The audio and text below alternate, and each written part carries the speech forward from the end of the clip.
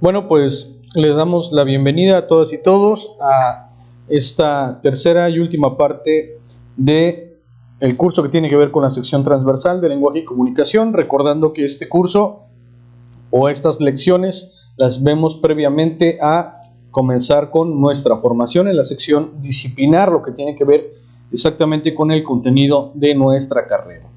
Bien, una vez partiendo de esto, es muy importante tomar en consideración que hemos visto ya una serie de herramientas y de recursos que nos van a ser de suma importancia, de gran utilidad al momento de desarrollar la aplicación de nuestro examen, pero además nos van a permitir tener una perfecta formación o una formación sumamente eficiente al momento de prepararnos. Estos días que vamos a estar dedicando a nuestro estudio, a nuestra formación para poder sustentar el examen más importante de nuestra carrera, pues vamos a contar con estas herramientas. Son estas tres fundamentales que ya hemos definido, que es la Big Picture, el hacernos una imagen general, global, sumamente clara de todo el panorama, todo lo que tiene que ver con el examen, sus distintas áreas, sus distintos componentes. Todo esto está enfocado en esa Big Picture, y nosotros podemos hacer un zoom específico en una parte de esta gran imagen y vamos a poder ya definir con mucha claridad qué es la parte en la que nos estamos concentrando. Pero así vamos a saber que hay una información específica de todo lo que hemos trabajado, tener esta idea general, clara, y poder particularizar para saber dónde nos encontramos y qué estamos resolviendo. Eso nos va a permitir tener muchísima claridad. Nos va a permitir también ordenar, enfocar nuestro estudio y poderlo clarificar. ¿Va? Bien, dicho esto, vamos a comenzar entonces con esta tercera lección, que es la redacción indirecta. Y sobre todo, pues, definir cuál es el contenido de esta misma lección. Vamos a ver qué viene en el examen, en el área de redacción indirecta. Vamos a ver también la teoría que hay al respecto de la redacción indirecta. Vamos a ver los tipos de preguntas y vamos a ver los textos que se van a abordar, que en específico artículo de divulgación científica, protocolo de proyecto de investigación, reseña, editorial de periódico, convocatoria y carta de exposición de motivos. Esto es esa gran generalidad, pero vamos a ver cómo nos lo está pidiendo el Ceneval, cuáles son los requisitos, los elementos. Vamos a complementar esta Big Picture, esta imagen grande, panorámica que ya nos hemos hecho para entender cómo es el examen. Entonces ya hemos visto que la sección disciplinar de lenguaje y comunicación se divide en dos áreas, que es una comprensión lectora, lo que abordamos en la sesión anterior, y la parte de redacción indirecta. En esta parte de redacción indirecta vamos a tener solo dos ámbitos que componen las subáreas. Estos dos ámbitos es el ámbito de estudio y el ámbito de participación social. Mucho ojo con esto. Si nos damos cuenta o lo comparamos con comprensión lectora, no va a venir ámbito literario. Entonces, simplifica un poco más el tipo de textos, ¿no?, y la información que vamos a manejar por esa parte. Ahora, ¿cuántas preguntas van a venir en esta sección? Van a venir 30 preguntas. Es muy importante enfocarlo, estudiar al respecto y tener mucha claridad, ¿no? Bien, ¿qué nos van a preguntar respecto del ámbito de estudio y del ámbito de participación social? 1. La dimensión comunicativa. 2. Dimensión gramatical y semántica. Y 3. Dimensión ortográfica. Ahora vamos a pasarlas a definir y vamos a ver cuáles son cada una de ellas y vamos a ver ejemplos de las preguntas. Entonces, haciendo un poco más de zoom en esta parte de la redacción indirecta, vamos a ver que a su vez esta redacción indirecta se compone de la siguiente manera. Tenemos tanto los géneros textuales como los contenidos generales. Por un lado vamos a tener las dimensiones, que es la dimensión comunicativa, la dimensión gramatical y semántica y la dimensión ortográfica. Son las tres dimensiones que ya habíamos mencionado previamente. Ahora, En la comunicativa, ¿qué se solicita? Tanto de ámbito de estudio como de ámbito de participación social, registro lingüístico y característica de los géneros textuales. Registro lingüístico y características de los géneros textuales. Artículo de divulgación científica, protocolo de proyecto de investigación, editorial de periódico, convocatoria, reseña, carta de exposición de motivos. Los elementos que ya vimos: ámbito de estudio y ámbito de participación social. Registro lingüístico y características de los géneros textuales. ¿Bien? Ahora, esto es en cuanto a la dimensión comunicativa. Vamos a pasar ahorita a ver qué significa esa dimensión comunicativa. Pero, de momento, dejémoslo así. La dimensión comunicativa busca sobre el registro lingüístico y características de estos géneros. Ahora, tenemos otras dimensiones de redacción indirecta, gramatical y semántica. Y en estas de igual manera van a venir tanto de ámbito de estudio y de participación social, concordancia nominal, es decir, ya no van a venir específicamente por un lado ámbito de estudio, por otro ámbito participación social, como lo vimos aquí arriba, uno y otro. Aquí va a venir para el aspecto gramatical y semántico, concordancia nominal, concordancia verbal, cohesión gramatical, cohesión léxico-semántica, cohesión textual. ¿Qué carajos es esto y cómo se come? Yo nunca lo vi en la universidad o no tengo ni idea. No necesitamos saberlo, necesitamos saber específicamente ni aprendernos los conceptos de memoria. Tenemos que saber qué es lo que persiguen y también entender que nosotros ya lo aplicamos en la vida cotidiana. Tal vez no lo tengamos tan sistematizado, tan teorizado, pero lo aplicamos en la vida normal. La cuestión es saber si lo aplicamos bien o no, si cumplimos con ciertas reglas y normas que permiten hacer una comunicación de manera más eficiente. En la parte ortográfica vamos a tener la grafofonética, la puntuación y la acentuación. Todo esto lo vamos a definir ahora. Pero básicamente es que la escritura es una forma de comunicación con otras personas. Es decir, así como el habla, tenemos también un registro, que es un registro, digamos, auditivo.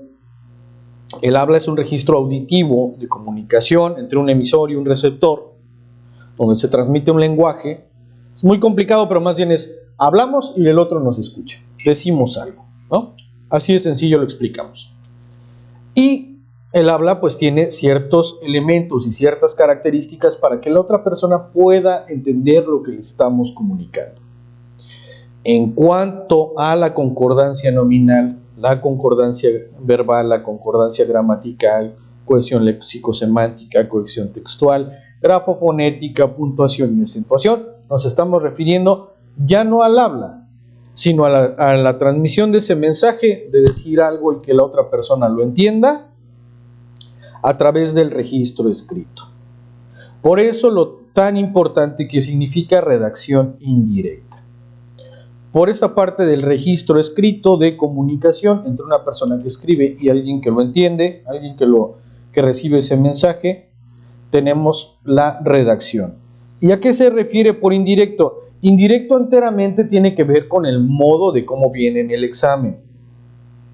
Indirecto tiene que ver entonces con el aspecto de seleccionar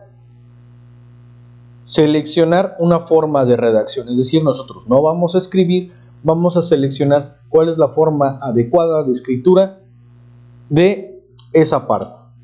Entonces, es muy importante no perdernos. Para la mayoría de los exámenes no va a valer demasiado esta parte. Para algunos otros tal vez sí, dependiendo lo que les soliciten sus universidades o la forma de titulación. Para algunos puede que sí se los evalúen y tengan que tener también completo esto. Así que, sin más preámbulos, bueno, entender también qué es lo que nos está solicitando o qué es por lo que entiende redacción indirecta el examen Ceneval. Y nos dice que entiende que es la habilidad para seleccionar textos coherentes, cohesionados, que cumplan con las convenciones propias de la lengua, a partir de un propósito determinado de comunicación. ¿Qué es esto? ¿Qué es? Vamos a aplicar nuevamente el análisis sistemático. Esta herramienta que ya habíamos visto previamente. Por redacción indirecta se entiende a la habilidad para seleccionar textos coherentes. Tenemos aquí una primera premisa. La habilidad de seleccionar textos. Pongámoslo así.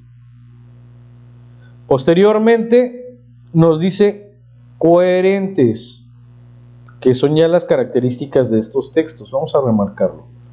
Coherentes, cohesionados, que cumplan con las convencionalidades propias de la lengua, a partir de un propósito determinado de comunicación. Lo que ya habíamos dicho entonces, comunicación es el objetivo que se pretende, ¿no?, en esta parte de escribir y que la otra persona reciba el mensaje. Y la habilidad para seleccionar textos, segundito, vamos a ponerlo aquí. Habilidad para seleccionar textos es la forma indirecta. Nosotros no vamos a redactar, vamos a seleccionar el texto adecuado. ¿Cuál va a ser el texto adecuado? El texto que sea coherente, el texto que sea cohesionado y que cumpla con las convencionalidades propias de la lengua. ¿Y qué es eso? ¿Cómo lo sabemos? Bueno, vamos a estudiar uno por uno. Textos coherentes son los textos que tienen una relación o unión lógica con otros textos o ideas. Aplicando a las preguntas del examen, entenderemos que la coherencia debe de ubicarse en las ideas y las palabras que conforman oraciones y párrafos. Así pues, se aplicará en el sentido de lo que se pretende decir. En otras palabras más sencillas, si estamos viendo un tipo de texto que tiene que tener una forma de redacción específica, utilizar un lenguaje formal o utilizar un lenguaje informal, ¿no?, o algunos elementos que vamos a ver adelante, si no cumple con esa coherencia entre cómo debe de estar redactado un texto y la forma o las opciones que nosotros tenemos, entonces no hay una coherencia, no hay un equilibrio, no hay una correspondencia entre una cosa y otra. ¿Va? Tenemos entonces textos coherentes. Por el otro lado tenemos textos cohesionados. Esto es otra cuestión. Y entonces se refiere a la unión lógica y correcta de las palabras u oraciones. Será de vital importancia considerar los tiempos verbales, el pasado, el presente y el futuro, y los sustantivos masculino y femenino, y las formas plural y la forma singular. Estos elementos son muy importantes. Vamos más adelante a trabajar en cada uno de ellos, pero es bien importante que la cohesión, la oración, el grupo de palabras que tenemos tenga una hilación adecuada, unas palabras tengan que ver bien con otras para transmitir su mensaje, ¿no? Entonces eso es lo que perseguimos cuando hablamos de los textos cohesionados. Por las convencionalidades propias de la lengua, ¿qué entendemos? Son las formas usuales en las que se considera aceptado socialmente o en la academia. Para el caso de los géneros textuales, el uso de expresiones y el uso de palabras. Vamos a ver eso con determinada puntualidad referente a las características que tienen que tener esos textos. Y el propósito determinado de comunicación. Propósito determinado de comunicación, vamos a ver que será fundamental distinguir estos géneros textuales, lo que estábamos hablando. Se tendrá que ubicar la forma adecuada en la que deba de redactarse cada uno. El propósito de cada género, lo que estamos hablando. Nos va a ayudar la Big Picture, nos va a ayudar también a entender los tipos de géneros textuales que vamos a estar abordando y que ahora particularmente vamos a describir, y nos va a ayudar para poder determinar todo esto, ¿ok? Dicho esto, bueno, pues también es muy importante distinguir que la redacción se considera indirecta por esto, porque no vamos a redactar. Hay que tenerlo clarísimo, no vamos a redactar nada. Vamos a seleccionar el texto adecuado. Respecto de la teoría, vamos a ver qué es lo comunicativo, qué tiene que ver con esta parte. Lo comunicativo, entonces, se debe de verificar para entender que se cumple con una comunicación o se genera una comunicación si el género corresponde al objetivo para el que fue realizado y su registro lingüístico, formal o informal. Género nos referimos al tipo de escrito que estamos viendo, el género textual, y su registro lingüístico, si se está hablando de manera formal o informal, y si es el adecuado para su receptor. Por ejemplo, si un artículo de investigación presenta los elementos propios del género y establece una relación de formalidad con su receptor. Un artículo de investigación tiene que estar escrito en tercera persona, etcétera, etcétera. Ahorita vamos a ver más específicamente, pero tiene que cumplir con ese objetivo de transmitir una información específica. Por la dimensión gramatical y semántica, detrás de un texto gramaticalmente correcto se encuentra la lógica y el sentido coherente de su relación. Vamos a poder amalgamar, incrustar, engarzar unas palabras con otras para que den un sentido claro. Te corresponde entonces elegir las partes del texto que cumplan con la redacción adecuada sin necesidad de explicar nada más. Solamente coincide o no coincide, me suena o no me suena, listo. En consecuencia es necesario conocer un poco de las reglas gramaticales fundamentales y los mecanismos que le dan cohesión al texto, ya que las preguntas buscan el uso de la redacción más adecuada. Por la dimensión ortográfica, a todos nos ha tocado desde la primaria enfrentarnos a las reglas ortográficas, algunos con mayor dificultad, otros con menor dificultad. En mi experiencia personal, la formación ortográfica fue muy difícil a través de la dislexia, ¿no? de esta dificultad que tengo. Sin embargo, más que memorizar palabras, más que repetirlas un centenar de veces, que es horrible, es entender el porqué de las cosas. Eso me ha ayudado muchísimo. Sin embargo, bueno, vamos a aplicar pues ciertos criterios y normas ortográficas que son muy importantes. Básicamente, en cuanto a la ortográfica, vamos a tener dos puntos muy importantes, ¿no? El uso correcto de las letras y el uso correcto de los signos de puntuación. Hasta ahí, ¿no? Eso es la parte que vamos a ver. Vamos ahora sí ya a entrar a la parte de las reglas gramaticales fundamentales. Ojo, esto tiene que ver con la gramática y la semántica. Vamos a entrar acá. La dimensión comunicativa va a quedar momentáneamente pausada porque lo que vamos a ver más adelante con la descripción de cada uno de los géneros textuales va a cubrir esta parte. Sin embargo, ahora ya vamos a entrar a estas dos, gramática y semántica, y luego la dimensión ortográfica. Bien, para avanzar entonces en la dimensión en la dimensión gramatical, vamos a ver que hay aspectos fundamentales de la concordancia nominal y verbal. Concordancia nominal y verbal. La concordancia gramatical, que es el grado de adecuación que ciertas palabras demuestran respecto de otras, para que el sentido entre ellas quede totalmente claro. Es decir, cómo amarramos una palabra con otra, la forma de cómo la vamos a expresar para que nos llegue correctamente esa información.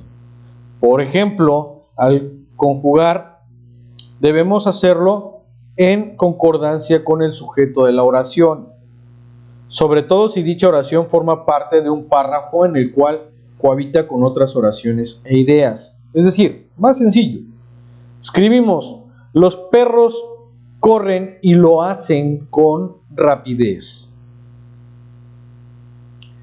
Vamos a ver con un aspecto de elementos que puedan llegar a cambiar el sentido o a generarnos una falta de comprensión. 1. La perro corren, que podríamos escribir esa parte. Estamos primero refiriéndonos aquí a la perro, no hay una concordancia en el sentido del género. Recordando que para las reglas gramaticales hay una cuestión de género entre masculino y femenino, que no necesariamente va con el género sexual, ¿no? O con la aplicación de las convencionalidades o de las formas de cómo usamos en la práctica, ¿no? Por ejemplo, nosotros podemos decir el vestido de novia. Ahorita lo vamos a ver de manera más práctica, pero el vestido de novia, vestido es una palabra de género masculino dentro de la oración. Por eso va con el prefijo el, ¿no? O con la palabra el previamente. El vestido. Y ahora, aquí tenemos otro aspecto de concordancia. La perro es individual, ¿no? Es unitario. Aunque esté mal dicho, pero es la perro. Estamos hablando de uno. Y dice, corren. Pasamos de esto sustantivo, de uno, a lo plural. Corren. Y entonces no hay nuevamente concordancia. La perro corren no tiene sentido. Y los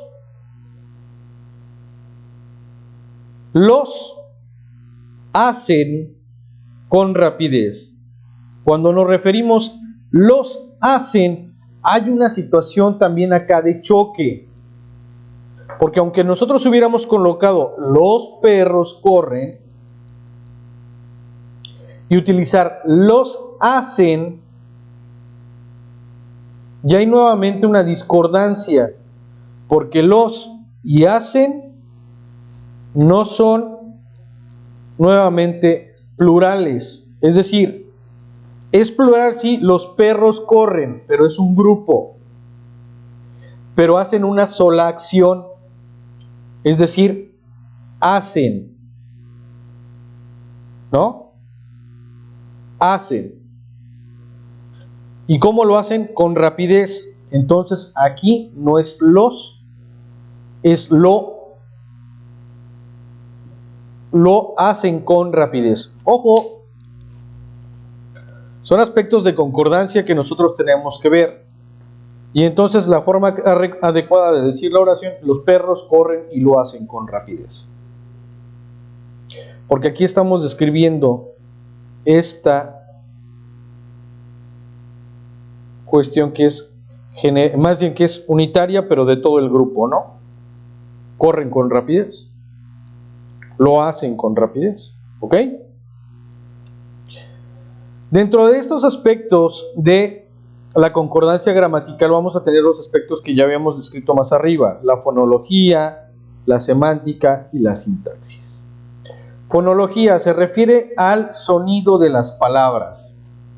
Para ti puede significar de gran utilidad, ya que el sonido pues, puede ayudarnos a comprender el sentido o la intención de las palabras que usamos. Además, la forma más intuitiva para conocer la forma correcta de escribir una oración es a través de la escucha.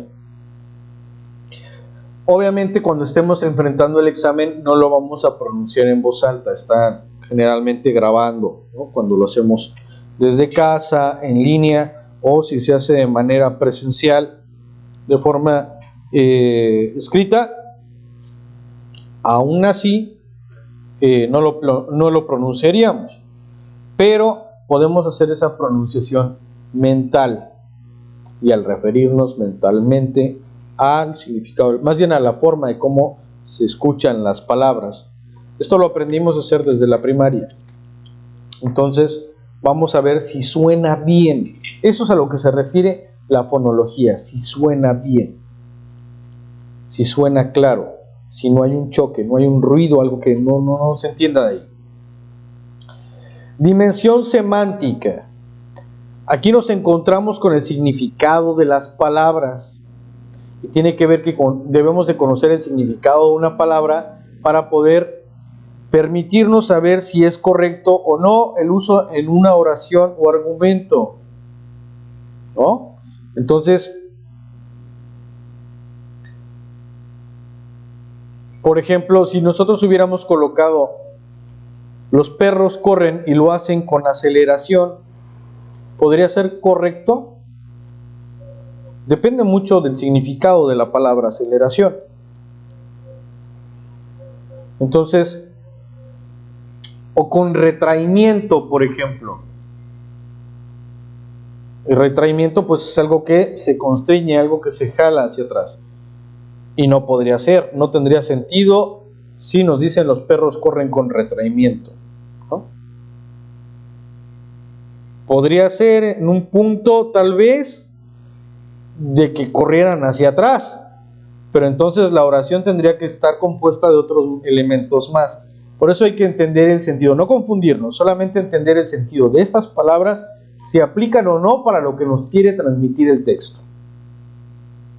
Por eso es importante aumentar nuestro caudal de conocimiento del significado de las palabras, tener una cultura amplia en el uso de las palabras. Y esto, créanme, va a ayudar mucho también para la sección disciplinar, para todo lo que tiene que ver con la carrera. Es específicamente lo que vamos a ver. En cuanto a la sintaxis, que ya es la última forma de esta cuestión gramatical. Entonces, la forma de combinar las palabras para formar ideas o oraciones es la sintaxis. Nos permite generar una información de manera adecuada, estableciendo la coherencia de la que se hablaba anteriormente. Ahora lo vamos a ver de manera más específica. Entonces, mecanismos que le dan cohesión al texto: gramatical, léxico, semántico y textual. Entonces, todo texto bien hecho, bueno, aspira a la cohesión, que vayan bien amarradas las cosas para que se pueda decir claramente lo que se intenta decir. Esto es la relación orgánica entre sus partes, ya que se trate de palabras de una oración, o las oraciones de un párrafo, o los párrafos de un documento entero. Para ello, la redacción hecha a mano a distintos mecanismos y elementos, como pueden ser: 1. El uso de discursivos. Son palabras que sirven como un puente entre una oración y otra. Por ejemplo, sin embargo, por el contrario, además, etc. También tiene el uso de sinónimos e hiperónimos, que permite escaparle a la repetición de las palabras o de las frases. Los sinónimos son palabras que tienen un significado muy cercano, por lo tanto pueden ser susceptibles de sustituir una palabra por otra, como en el caso de casa, hogar y residencia. Por otro lado, los hiperónimos son palabras cuyo significado es una categoría en la que se engloban otras palabras más específicas. Perro es hiperónimo de caniche, salchicha, pitbull, ¿oh? Canino de 4 patas. Entonces, no sé, esta es la manera de cómo el hiperónimo, es decir, una palabra, abarca mucho más. ¿Bien? Por ejemplo, flor es el hiperónimo de bugambilia, de magdalena, de azafrán, o bueno, sí, la flor de azafrán, ¿no? Entonces, hay varias que pueden incluir de manera general, ¿no?, a otras palabras. Entonces podemos tener un texto donde nos diga Chuchito es un perro muy pequeñito, recién nacido, aún no ha abierto los ojos, ¿no? Y después decir el salchicha, bueno, ya sabríamos que es un perro salchicha, ¿no? Pero ya estamos especificando algo de esa palabra general que utilizamos al principio. Chuchito es un perro. Estos son los hiperónimos. El uso de las elipsis y de pronombres es muy importante también. Elipsis y pronombres. En este caso, permiten o bien omitir parte de una oración para no tener que reiterarla, o bien emplear ciertas palabras que sustituyen a referentes enteros, a partes enteras de un texto. En el primer caso, se suprimen elementos considerados obvios en la elipsis. En la elipsis vamos a suprimir elementos considerados obvios, innecesarios o tácitos. Tácitos que se dan por hecho, como ocurre a menudo con el yo en oraciones en español. Por ejemplo, lo más correcto es decir yo tengo hambre, pero generalmente utilizamos tengo hambre. Así de sencillo. Entonces estamos haciendo uso de la elipsis, estamos eliminando palabras, porque pueden ser repetitivas, entonces reiterativas, obvias o innecesarias, y no requieren la aparición del sujeto. Por ejemplo, en el caso de tengo hambre, pues la conjugación verbal lo deja bien claro. Por otro lado, podemos usar pronombres como ello, eso o esto para referirnos no solo a referentes concretos, sino incluso a partes enteras de un párrafo o del texto. Entonces, todo esto que hemos dicho previamente tiene que ver, ¿no? Esa es la forma de cómo estamos diciendo. Esto está haciendo una referencia grande a un aspecto de lo que ya se conoce o de lo que se ha señalado. Y eso es el uso, ¿no?, de los pronombres, que también nos ayudan. Entonces, para hacer una referencia más específica. O podemos decir Pedro Almarán Cosío es una persona alta, madura, de 45 años, de tez clara y ojos rasgados. Él ha decidido terminar su licenciatura. Cuando decimos él, estamos refiriéndonos a toda esa descripción previa que dimos con anterioridad, con el solo uso del pronombre él, suficiente. Ahora, un texto coherente, como lo hemos dicho, es aquel cuyo significado se sostiene a lo largo de su lectura, es decir, que posee los elementos necesarios para transmitir ese sentido, eso que nos intenta comunicar. Por lo contrario, un texto incoherente es aquel cuyo sentido no puede recuperarse o no puede plantearse. Existen dos formas de coherencia: la coherencia global y la coherencia local. La coherencia global tiene que ver con todo el texto y que depende de la existencia de un tema central en torno al cual giran las ideas principales y secundarias y que no pueden alterarse de la nada. Hace unos días estaba viendo con mis alumnos de prepa la película de Club de la Pelea y hay cosas que no les agradaban o no le entendían por la falta de coherencia global.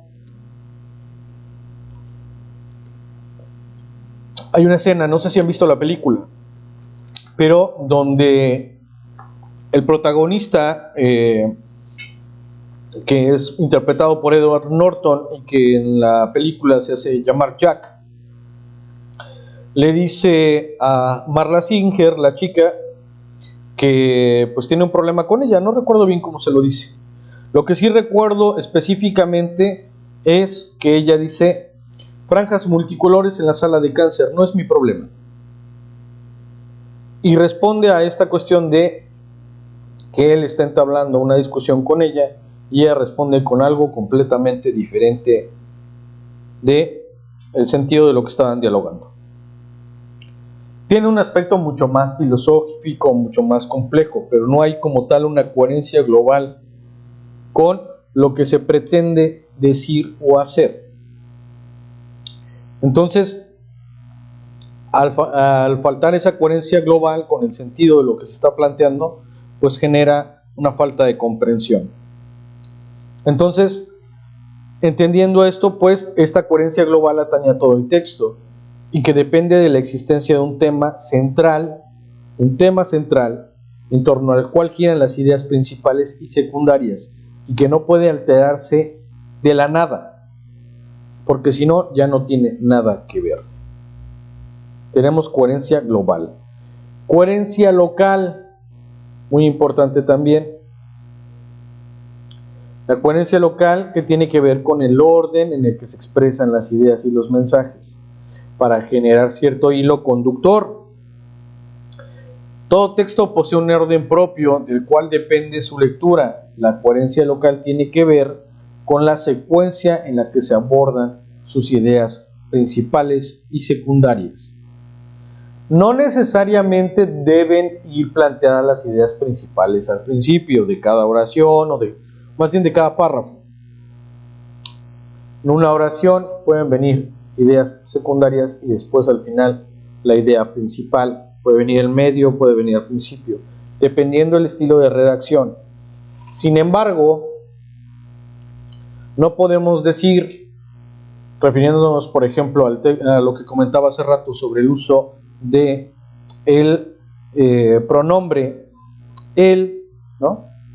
Comenzar un texto diciendo: él era un pensador, soñador, cansado de la dictadura de Porfirio Díaz y decidió tomar acciones contundentes. Posteriormente decir, punto y aparte, y después: Ricardo Flores Magón nació en tal año y vivió en tal lugar y después se fue a tal lado, etc.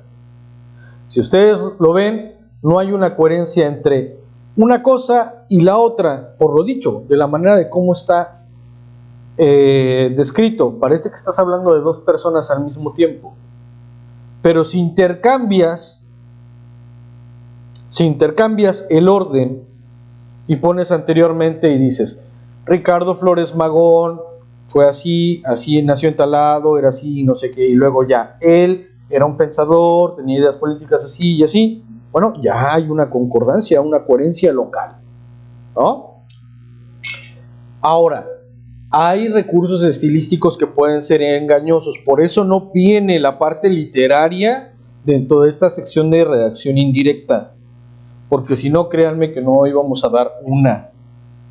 Hay recursos estilísticos que pueden utilizar, por ejemplo, lo vemos, tal vez no lectura a veces, sino incluso en lo que se llega a decir o a plantear, por ejemplo, por un comunicador en la televisión, etc.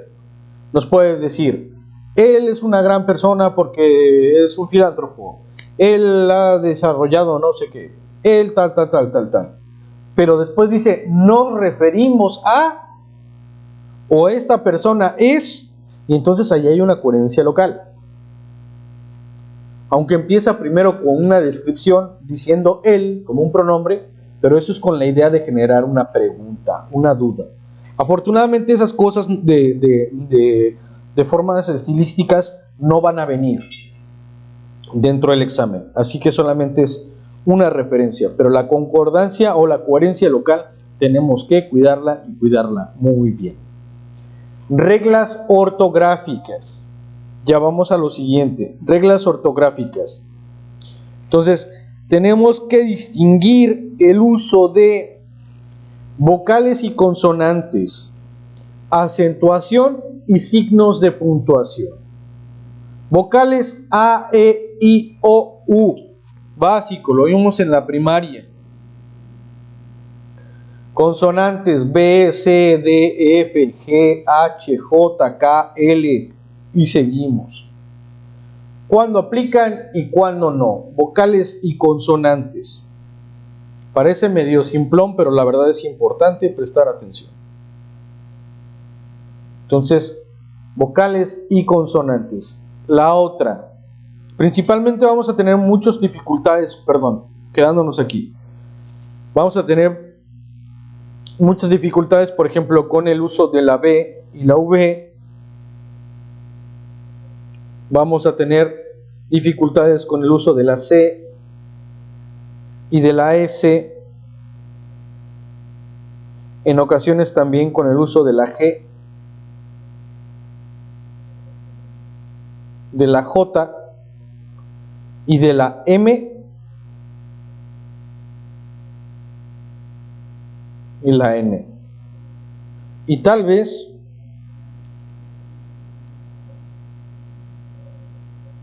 de la F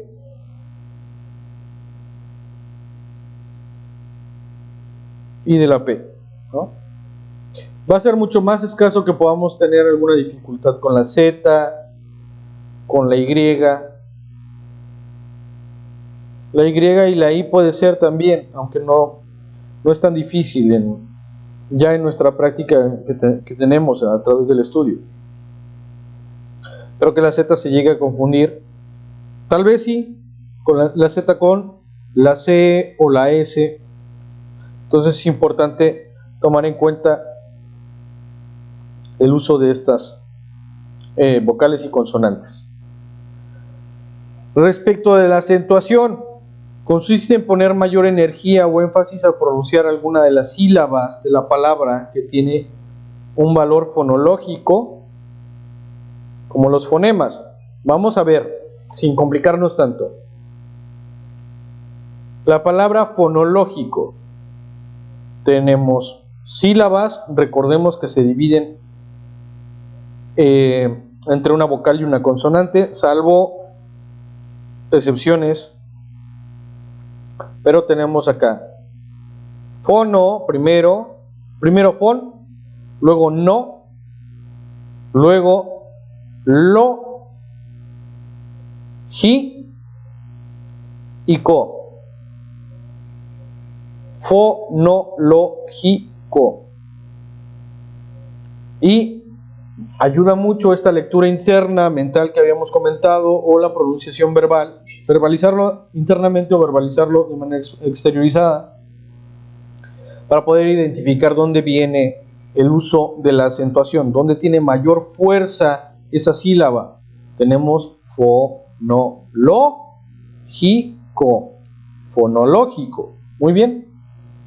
Entonces, si lo pusiéramos al final, sería fonológico o fonológico, con el acento en la GI, ¿no? Entonces quedamos que es en la O. También hay ciertos elementos de reglas. Generalmente, cuando van, bueno, eso lo vamos a ver más adelante, pero aplican también por el orden de las sílabas. Entonces es importante aprender a separar por sílabas, o más bien, más que aprenderlo, recordarlo, que separamos por sílabas. ¿Ok? Signos de puntuación. Otro aspecto muy importante también. Tenemos entonces la coma, punto y seguido, el punto y aparte, punto final, dos puntos, puntos suspensivos, signos de interrogación, de admiración, el guión menor, el guión corto, el guión mayor o largo, el paréntesis, las comillas, los corchetes, la diéresis. Para abundar más en los aspectos de las reglas ortográficas, de la acentuación y la puntuación, nosotros en la plataforma ponemos o dejamos ahí un texto del Colegio de México sobre las reglas de ortografía, de acentuación y de puntuación. Está muy bueno. Generalmente esto es como para resolver algunos problemas o dudas. Y también San Google, preguntar inmediatamente también.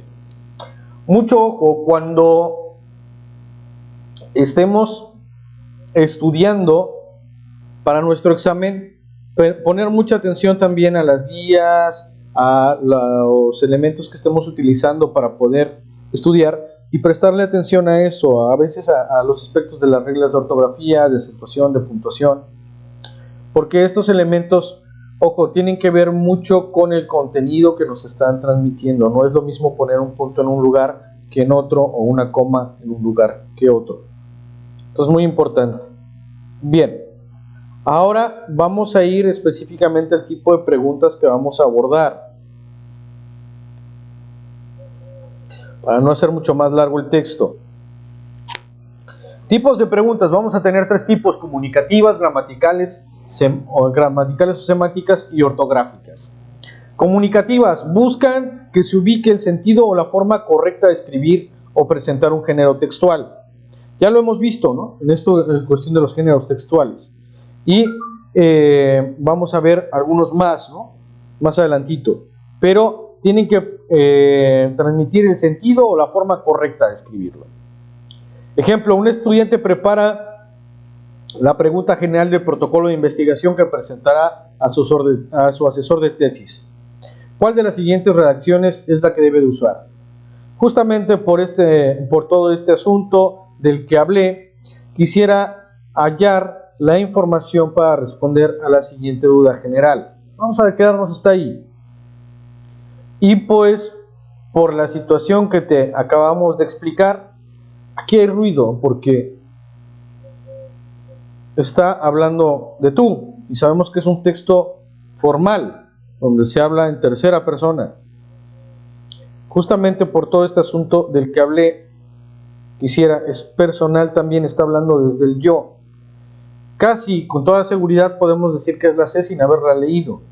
Por eso es importante conocer cuáles son las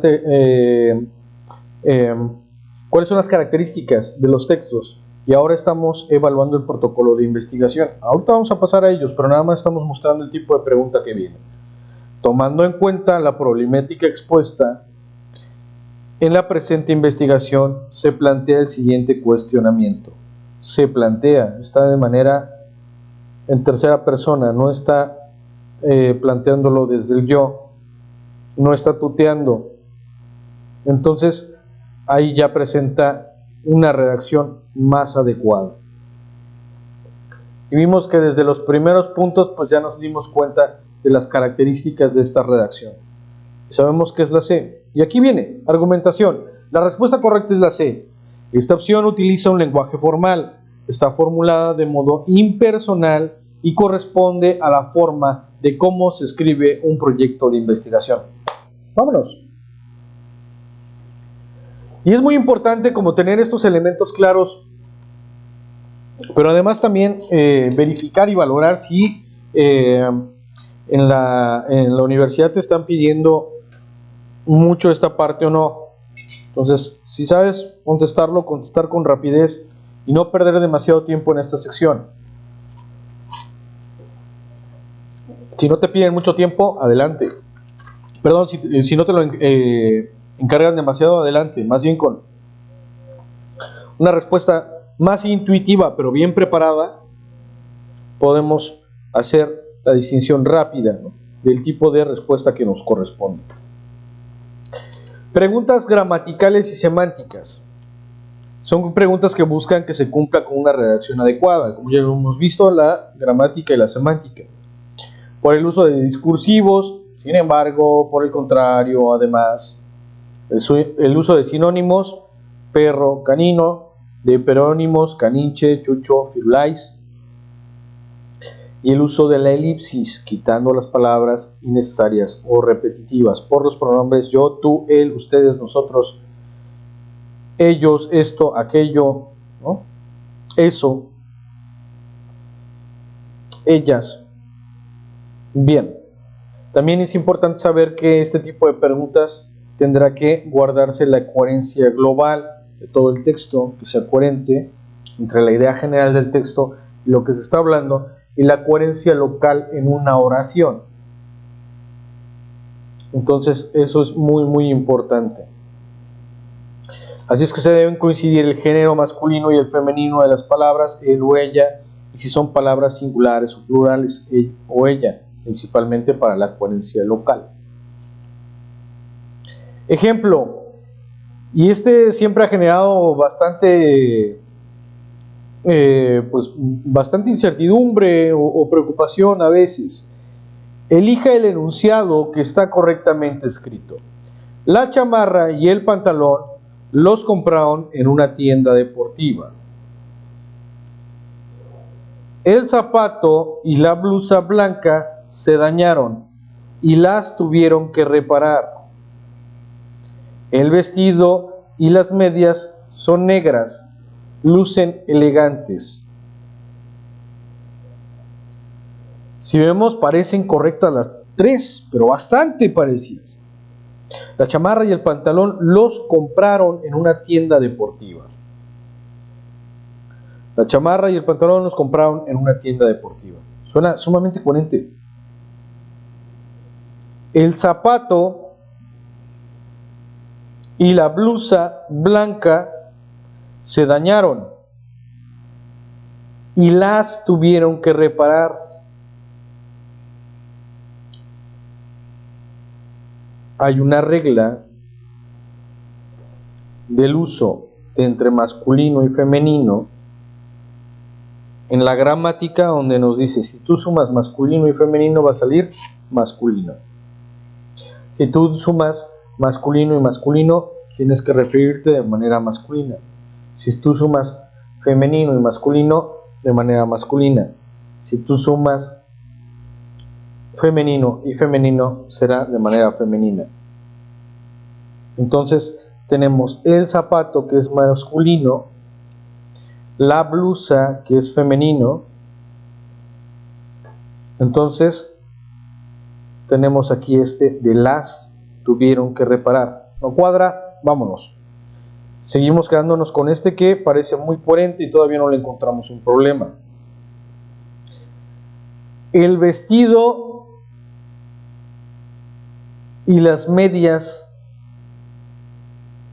son negras,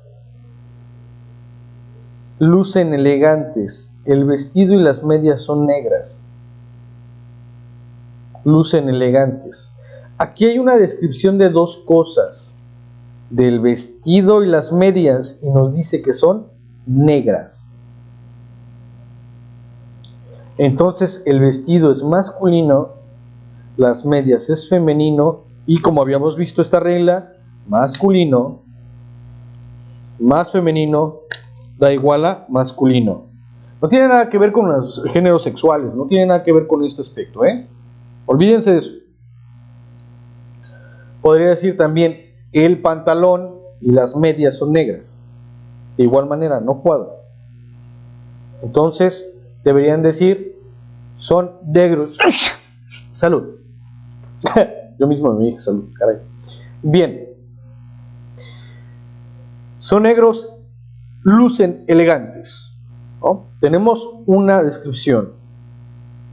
Ahora, mucho cuidado con esta parte que dice son, porque esto de son está refiriéndose a ambos. Si no, diríamos el vestido y las medias negras, cuando estuviéramos solamente haciendo referencia a las medias, su color, y negras quedaría bastante bien, pero puede parecer complejo. Entonces, la respuesta adecuada va a ser la A. La chamarra y el pantalón los compraron en una tienda deportiva. Listo. Argumentación. La argumentación correcta es la A. En esta opción se hace una adecuada concordancia entre el sujeto conformado por dos sustantivos de diferente género gramatical, masculino y femenino. El pronombre que lo sustituye y el pronombre que lo sustituye, el cual está correctamente concordado con el plural masculino. Es decir, cumple esta regla general: femenino más masculino da masculino, masculino más femenino da masculino, y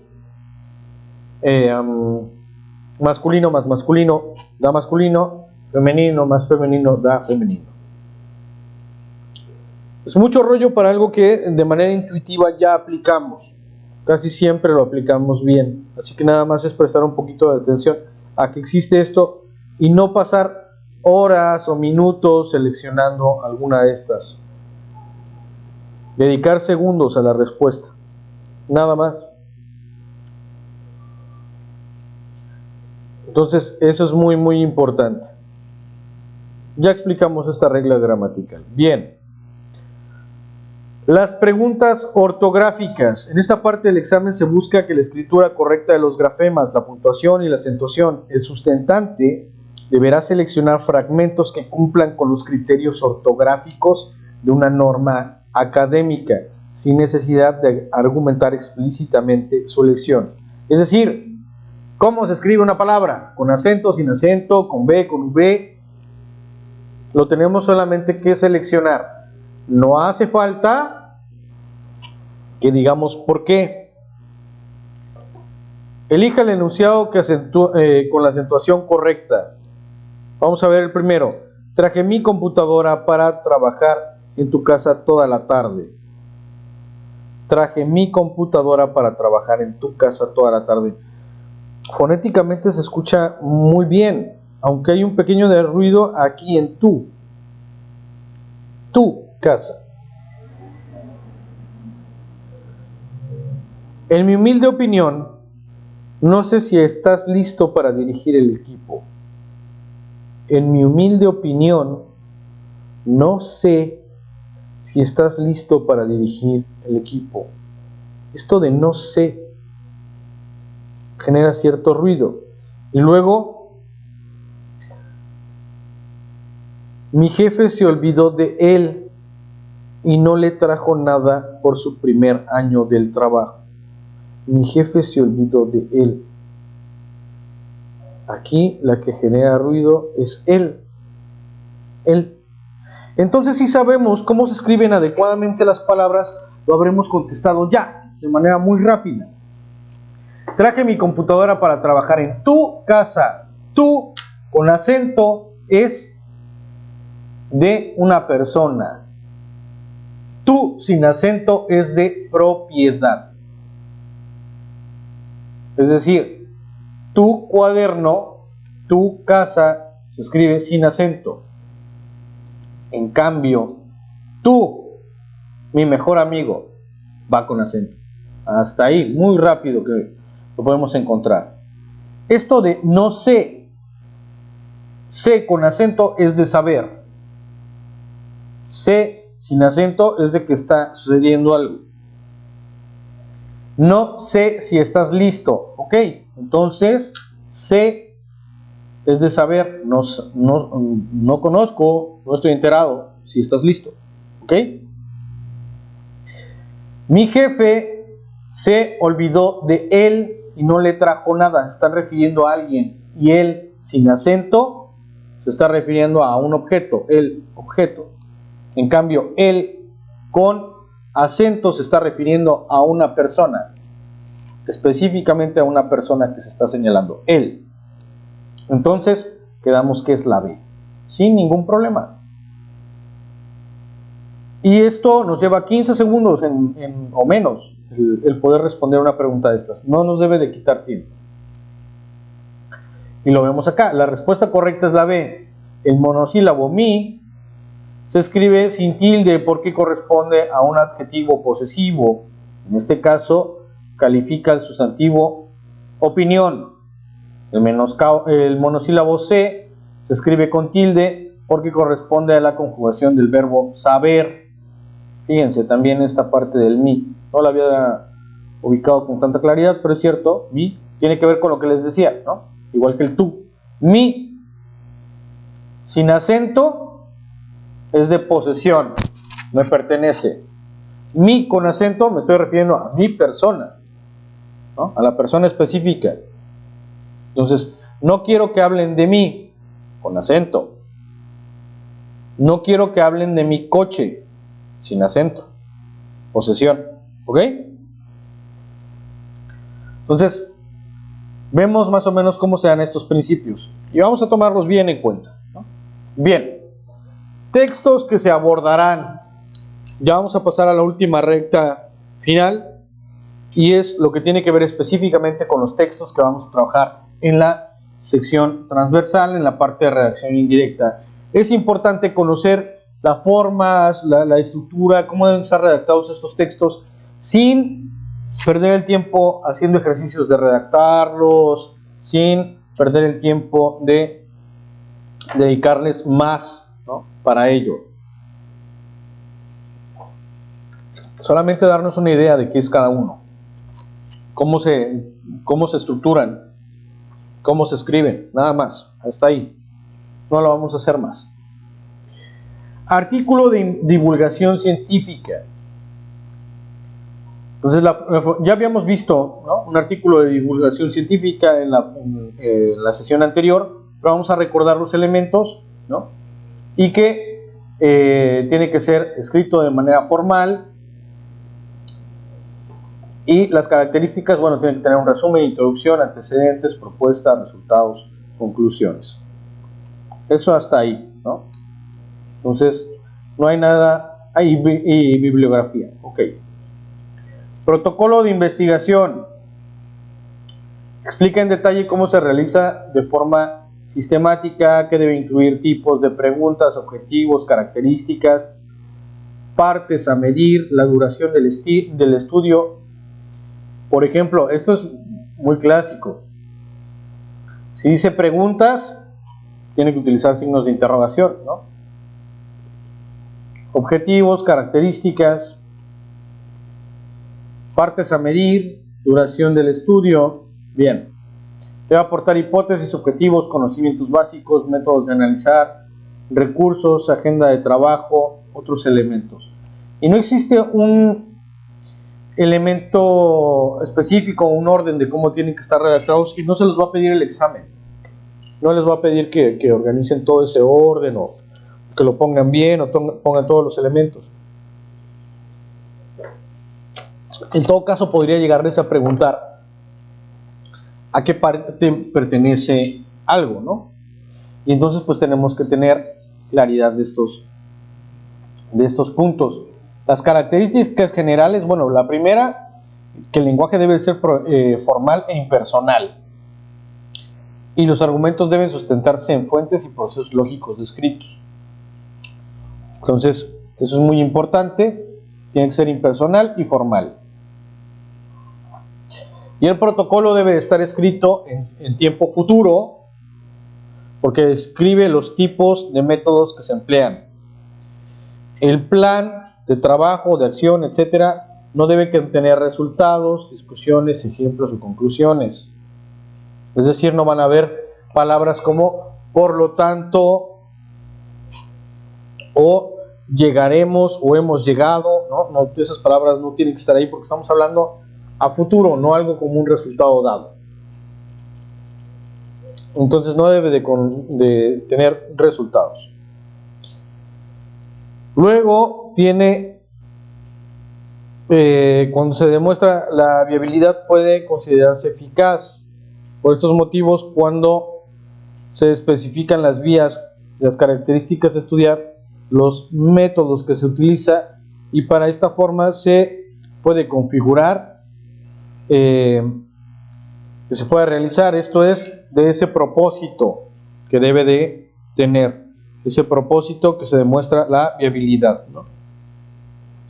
Debe estar fundamentado en una base teórica.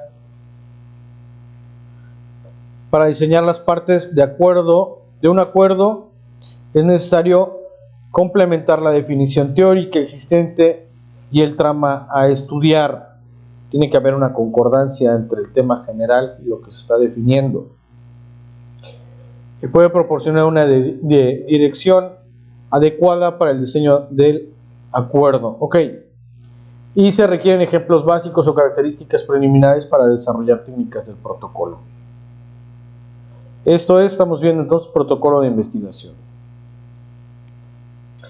No existe una forma única de redactar un protocolo de investigación, pero va a tener estas características. Y aquí hay que prestarle mucho ojo. Tenemos introducción, parte inicial, donde se está planteando qué es lo que se presenta, cuál es el problema que se presenta y se tiene que atender. Cronograma general, los pasos que vamos a estar tomando a lo largo del tiempo para poder generar esa investigación, que va a ser nuestro propio protocolo, nuestro proyecto de investigación. Planteamiento del problema. Vamos a definir o empezar a definir con mayor claridad cuál es el problema que estamos refiriendo, cómo se va a resolver. Objetivos ya es la forma específica de lo que tenemos esperado para lograr en el estudio, ¿no?, de ese problema. Las posibles respuestas también. Las posibles respuestas vienen en la hipótesis. Que es decir, tenemos una idea que probablemente dé solución o explicación a un problema y requiere de una comprobación. Esa hipótesis tiene que estar presente. Y los métodos de investigación, que van a ser las formas que vamos a utilizar para poder avanzar o estudiar de manera adecuada un problema en específico. Eso es protocolo de investigación. Reseña. Entonces, la reseña generalmente pues es una reseña bibliográfica que hace referencia a otra obra. Y pues es básicamente una ficha técnica. Tienen que tener los datos de la obra, la presentación de la obra, síntesis comentada de la obra y la conclusión. Listo. Datos de identificación de la obra, nombre, fecha, etcétera, ¿no? Es su ficha técnica. Editorial, año de publicación, número de edición, etcétera. Presentación de la obra, 1 o 2 párrafos que contextualizan los diversos aspectos de la obra, de que se trata, más bien quién la produce, en qué periodo se produce, por qué se produce. Síntesis comentada de la obra, bueno, pues ya básicamente se da una descripción más específica de lo que se puede encontrar en ese texto. Y por último, conclusión, se sintetiza, se destacan los aspectos más relevantes de la obra. Editorial de periódico. La editorial pertenece a un género periodístico. Consiste en un texto expositivo, argumentativo, normalmente no firmado, que explica, valora y juzga un hecho noticioso de especial importancia. Se trata de una opinión colectiva, de un juicio institucional formulado en la concordancia con la línea ideológica del medio. Es decir, muy sencillito, la editorial de un periódico dice la opinión o el comentario de el periódico o de la gente del periódico sobre un tema respectivo. Eso es una editorial. Entonces, hay que ver que los periódicos tienen, o los medios tienen una editorial. Ahora incluso los medios digitales tienen sus propias editoriales, e incluso también ciertos medios audiovisuales de noticias o de información también tienen editoriales, ¿no? Pero como género periodístico, no editorial como a la empresa o el equipo que edita el comentario, o más bien o el texto o el trabajo o el periódico. No, editorial se refiere específicamente a un género periodístico, ¿ok? Y bueno, es un género tradicional, todo esto ya lo comentamos, y tienen algunos elementos muy importantes. 4, tiene un título, básicamente dice editorial, y viene ahí como diciendo el aspecto que va a llamar la atención, ¿no? En este caso, ayer, o bueno, dejámoslo con noticias más generales, ¿no? Por ejemplo, la llegada de un huracán, ¿no?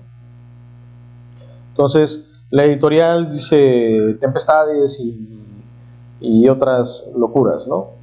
Y entonces puede hacer referencia también al huracán y otras cosas más. Entonces, te está dando el punto de vista a través de un título, que es la editorial. Introducción. Comienza con un párrafo no mayor a 5 líneas, de manera muy general, hablando de qué va a tratar este editorial. El objetivo es dar a conocer a la audiencia pues el tema que se va a tratar. En este caso, esta editorial que nos estamos inventando, ¿no?, de huracanes o de tormentas y otras locuras, dice pues que en medio de la llegada de un huracán no se tomaron las medidas adecuadas por parte de no sé quiénes y bla bla bla, ¿no? Entonces, eso puede venir en la parte de la introducción. El cuerpo, ya ahí vendría una explicación detallada de estos temas que estamos abordando, ¿no? Llegó un huracán, quién y por qué no tomó decisiones adecuadas, ¿no?, etcétera. El cuerpo. Y por último tenemos la conclusión. Tiene que estar escrita en un solo párrafo, corto, enfatiza en los puntos más relevantes, más importantes de un tema expuesto, presentando un razonamiento lógico, la opinión de un medio, y de esta manera la audiencia podrá tener una visión más clara del tema. Hasta ahí. Convocatoria ya la hemos visto previamente. Hemos visto también una crítica importante a las personas pues que no conocen la estructura de una convocatoria y que a veces nos ilusionamos muchísimo de participar y no nos damos cuenta que en la propia convocatoria ya es evidente que está amañada, o es una buena convocatoria pero no la leemos bien y no cumplimos con los parámetros, etcétera. Ya comentamos algunos de ellos, la importancia de verificar su estructura y contenido. Y bueno, lo más importante es saber un aspecto que es un documento formal, por lo tanto es impersonal, que es elaborado por instituciones públicas o privadas, mediante el cual se invita, ¿no?, o se convoca a las personas a concursar, informar o dar trámite a un asunto. Entonces, esto es muy importante, incluso hasta para que tengamos un empleo. Y el texto escrito contiene de manera precisa las bases de la convocatoria. El lenguaje es formal e impersonal, muy concreto y directo. Hasta ahí, ¿no? Si vemos que le están dando vueltas al asunto, etcétera, y tratan de ser como una convocatoria, no lo es, ¿no? Tiene que ser muy específico. Carta de exposición de motivos. Este ya es el último. La carta de exposición de motivos básicamente es una exposición personal, un material especializado dentro del quehacer universitario. Específicamente esto es pues para lograr que se nos abra la oportunidad de una maestría o de la propia titulación. A veces hay que solicitar una carta de exposición, más bien hacer una carta de exposición de motivos para que nos puedan titular, para que puedan recibir nuestra tesis, para que podamos sustentar el examen de titulación oral, etcétera.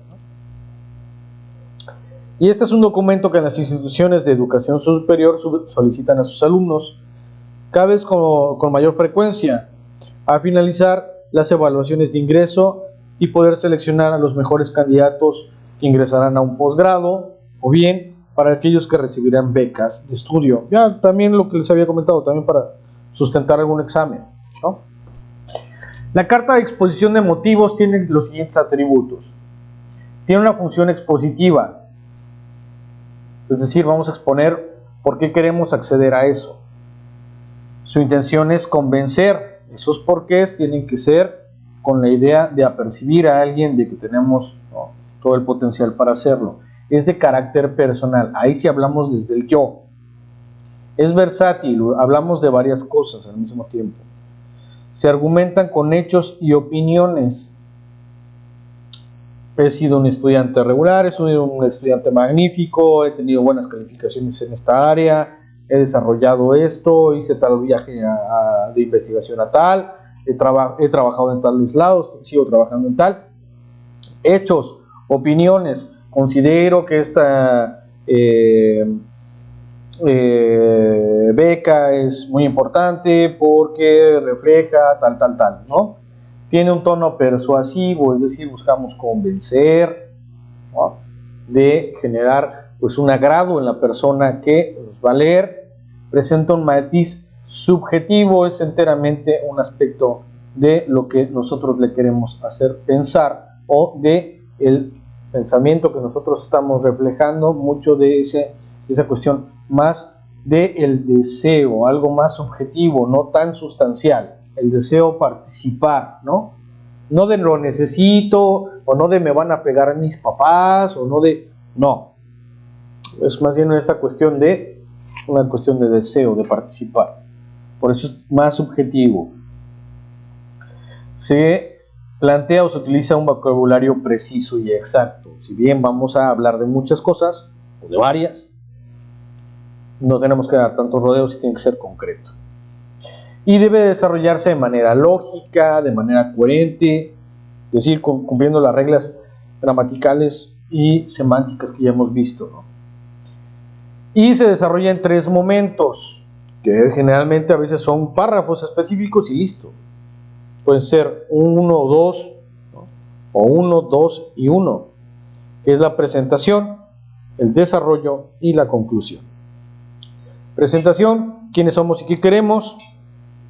Desarrollo, por qué lo queremos y por qué nos lo deben de dar. Y la conclusión, ¿no?, específicamente con el aspecto de bueno, vamos a pausar un momento.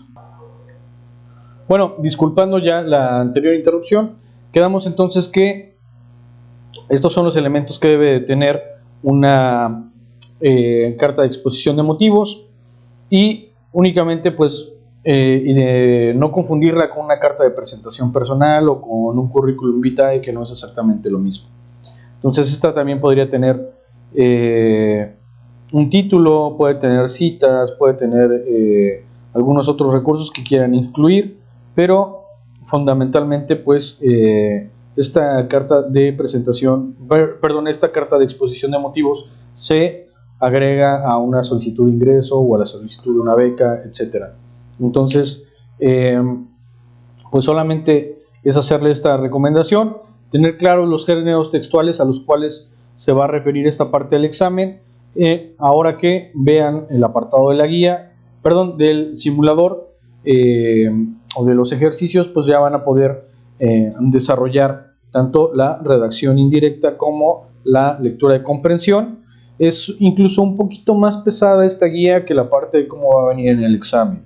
Sin embargo, pues más bien está enfocada pues para generar o fortalecer esas habilidades.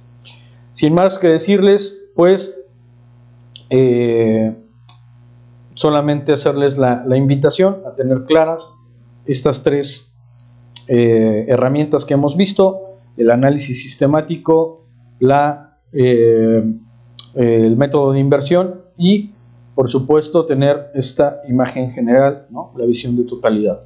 Tenemos estas tres herramientas, practicamos los elementos específicos que hemos visto y van a tener una calificación sobresaliente. Así que me despido y espero que este curso haya sido de su agrado, y para quienes continúen con nosotros en el curso específico para resolver el EGEL Plus Derecho, bueno, pues vamos a avanzar con las siguientes clases, donde abordaremos el contenido específico de la carrera. Me despido y que estén muy bien. Hasta la próxima.